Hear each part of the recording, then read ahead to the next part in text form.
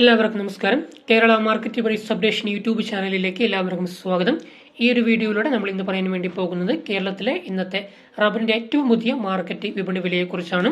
അതായത് 1/8/2025 വെള്ളിയാഴ്ചത്തെ റബ്ബറിന്റെ മാർക്കറ്റ് വിപണി വിലയാണ് ഈ ഒരു വീഡിയോയിലൂടെ നമ്മൾ പറയാൻ വേണ്ടി പോകുന്നത്.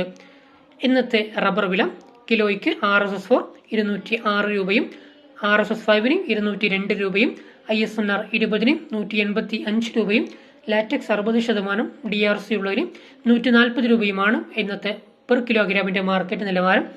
ഇനി ഇന്നത്തെ ഒരു ക്വിന്റലിന്റെ റബ്ബറിന്റെ വിപണി വില എത്രയാണെന്ന് നോക്കാം.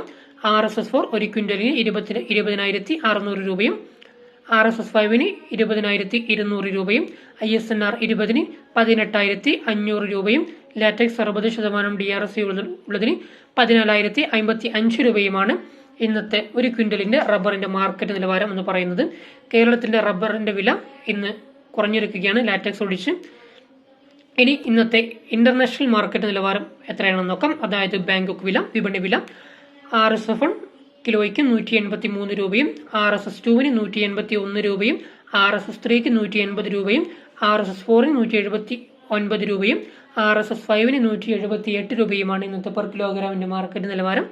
ഇനി ഇന്നത്തെ ഒരു ക്വിന്റലിന്റെ ബാങ്കോക്ക് വില എത്രയാണെന്ന് നോക്കാം.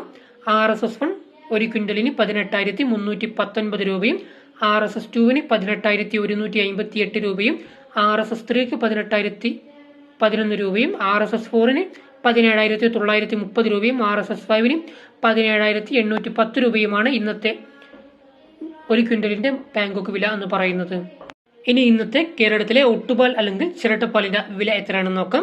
ഇന്നത്തെ വില വരുന്നത് ഗുണനിലവാരം കുറഞ്ഞ ഒട്ടുപാൽ അല്ലെങ്കിൽ ചിരട്ടപ്പാലിന്റെ വില എന്ന് പറയുന്നത് 120 മുതൽ 125 രൂപ വരെയാണ്. വലിയ മാറ്റമൊന്നുമില്ല.